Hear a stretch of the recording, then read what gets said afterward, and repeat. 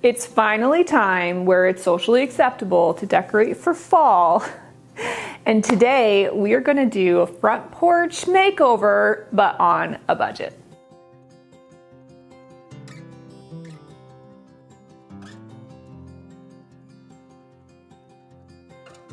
Redecorating the front porch is one of my favorite seasonal switches. I usually do spring after a long winter. I leave it for summer and maybe add some potted ferns. And then I do a fall refresh and a winter refresh. And through all of those seasonal changes, I really do very minimal switching up. And I think that that is something that a lot of people kind of get a little stuck on, is they think that it needs to completely switch with like everything brand new, a whole clear out and redo, and I am not of that mindset. So I want to show you how I'm going to do budget-friendly front porch decor for fall. Now, part of my fall refresh this year is a DIY that I've been waiting 2 years to do. I have finally gotten the gumption up to make it happen, and it's really easy and it's really budget friendly, and I'm probably going to finish and think to myself, why didn't I do this earlier? But we're doing it today. So let's go see what we're working with.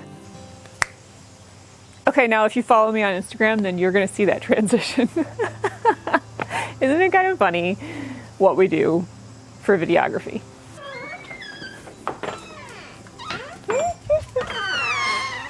She loves her big sister, though I call Ellie the grandma because she is a cranky old lady when it comes to this puppy. All right, now here is what I have to work with. I have ferns that are still gorgeous, not taking those off the porch just because it's fall. I think that that is kind of a weird mentality to think that you can't transition something that's still green and healthy and beautiful into a season where naturally things are dying. Like eventually they won't look good and I'll remove them, but until that time they're staying. And then I also have my fake mums, which are as vibrant as ever. And I will be swapping these faux greens. I'll be swapping this, but I think right now I'm gonna try and do some leaves on these columns, which may or may not look how it is in my head. It's always the experiment. Now we're going budget friendly. Obviously you can go out and buy faux branches and they will look beautiful, but I'm just gonna cut some from the tree, and since they aren't changing quite yet, we're gonna dry them, and that will give us the look that we're looking for more of a fall season. So this is the situation currently. I want some of them to be kind of drapey, so I stuck them into a pot of dirt so that while they dry, they're kind of hanging downward. And then these ones over here, I'll hang upside down and have them be more straight up and hopefully control a little bit more how it looks once I put them upright onto the front porch. Now I cut these a couple of weeks ago so that they would dry and like kind of be like, you know, this. And now I have to make them work the way that I have them in my brain, which could pose a problem. I love how she sits. Isn't it cute?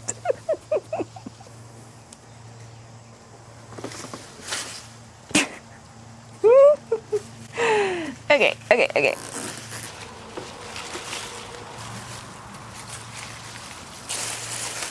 On my feet right now? Is that the best choice?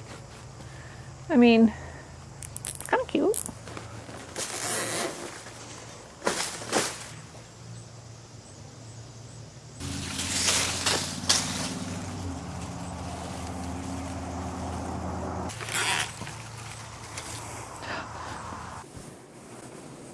Now, while I'm obviously working to redo the front porch, I'm also prepping the inside of the house for fall as well. And one of the things that I always get ready during the cozy season of fireplaces and furnaces coming back on is our carbon monoxide detectors. And today I'm installing the simplest carbon monoxide detector from Siterwell.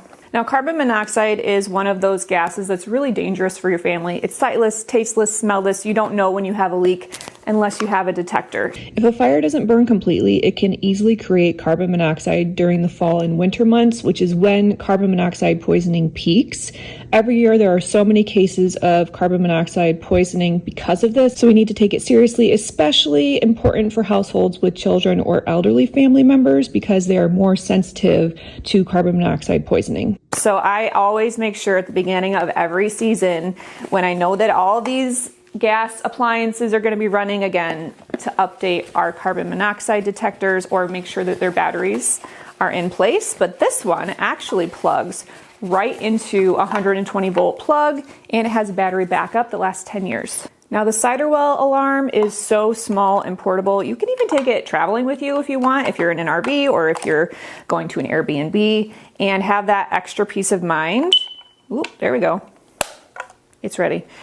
So it just simply unplugs and you plug it right into the wall. It has an advanced electrochemical sensor, which actually detects the carbon monoxide levels, fully protects the family, and it has an audible warning in excess of 85 decibels if there is an issue. I love that you can also see the visual cues to the unit's detection with the LED lights signaling green for normal, yellow for fault or low battery warning, and red for the alarm, while still having a sleep-friendly light. This just gives me so much peace of mind, especially with all of our gas fireplaces. And so make sure and check out the link in my description. The Siterwell carbon monoxide detector is very affordable, obviously so easy to install, and I will link up everything for you in the description. Oh, I just love this kitchen. Do you want to see how pretty it is? She's a stunner. Now these lanterns are solar lanterns. They're so pretty at night. They shine fairly bright, I would say. And I've always excluded lanterns from my front porch because number one, the candles inside of them get moldy and gross. And number two, I never light them anyways. And so they've always felt like kind of purposeless, and I don't love purposeless decor. At least, you know, things that are sitting here like this, they just look pretty. But I found the solar option of these, and they glow at night, and I don't have to do anything to them, and it's my favorite thing ever. Willow. No. No. She comes out and she eats my mulch. And when she's naughty, we call her Willard, because it's really funny instead of calling her Willow. Willard! You're a stinker sometimes. Okay, so this is stage one. I did most of them vertically, and then I flipped a couple of branches upside down so that there were some down here. And now I'm gonna kind of leave the zip ties long for right now to make sure that they hold and I don't need to tighten them over time. And I might wanna stick some more things in there to kind of hide that a little bit better. And, but actually I think it's really cute. So this is completely free.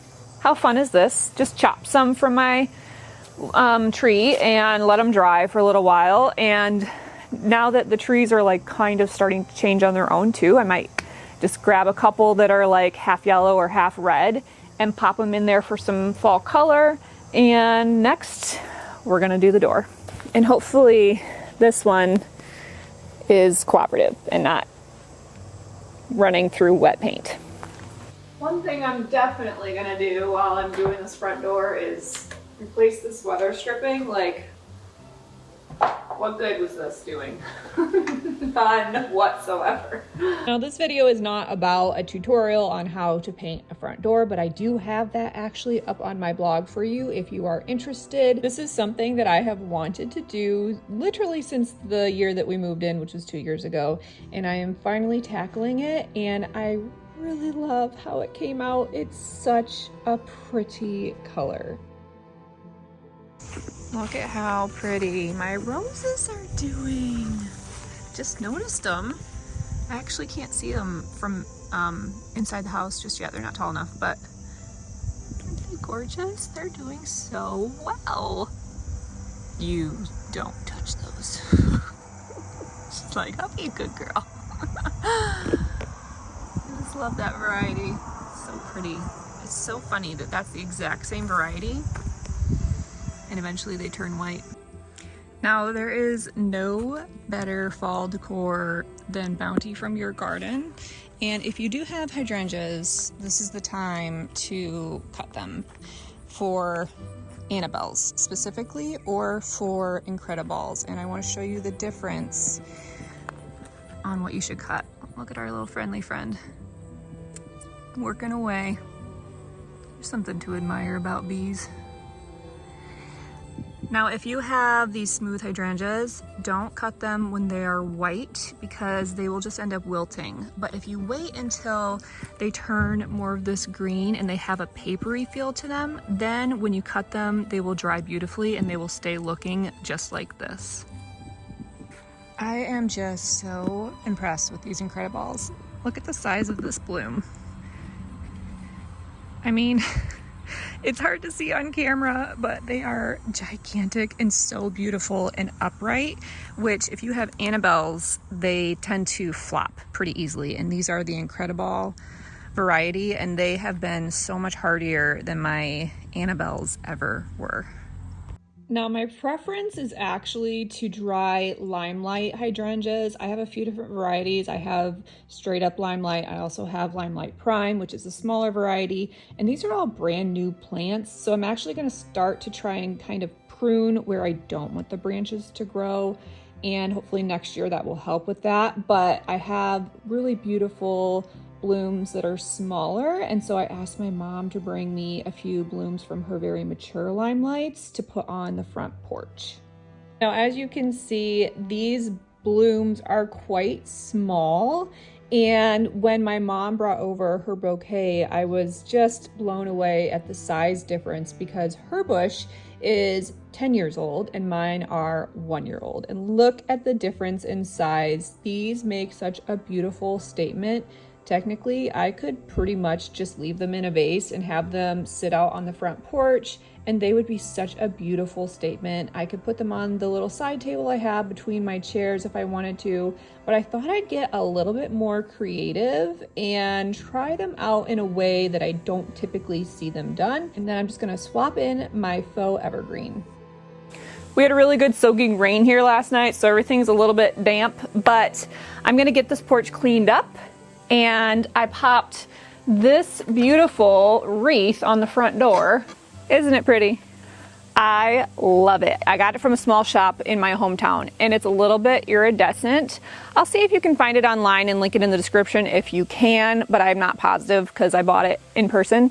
But I love that it's just got a little bit of like that tinge of brownish orange for fall, but then it has the burgundy purplish color, and it's a little bit shiny. It looks so good with my new door color.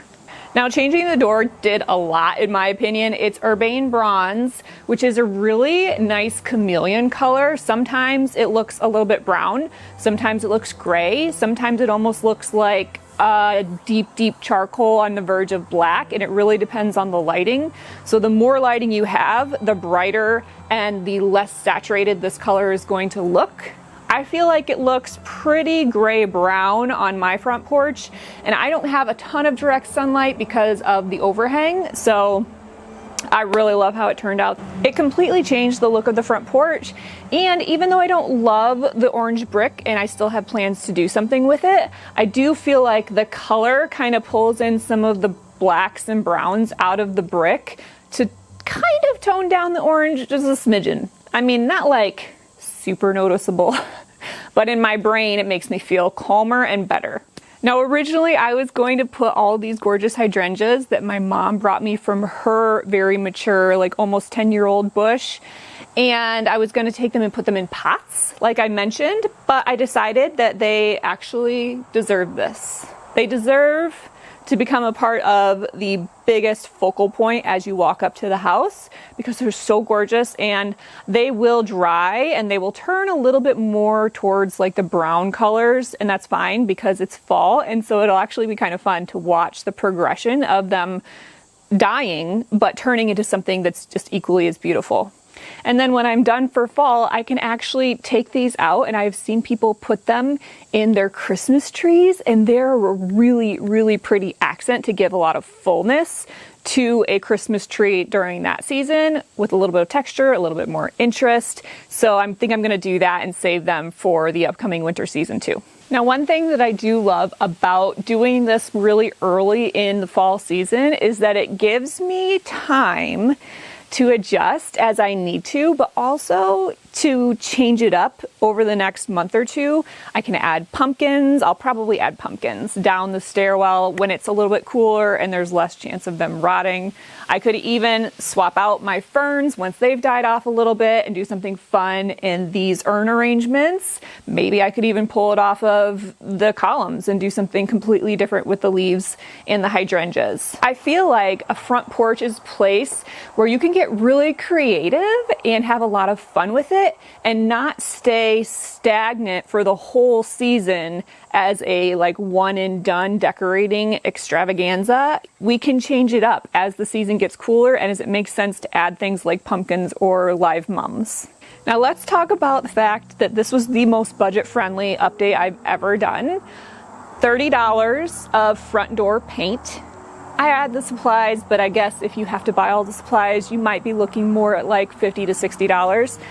All of this was free from the trees in my yard and from my mom's garden. All of this was free because of all of my one and done faux purchases. These are a year old. These are probably like 4 years old, maybe 3 years old.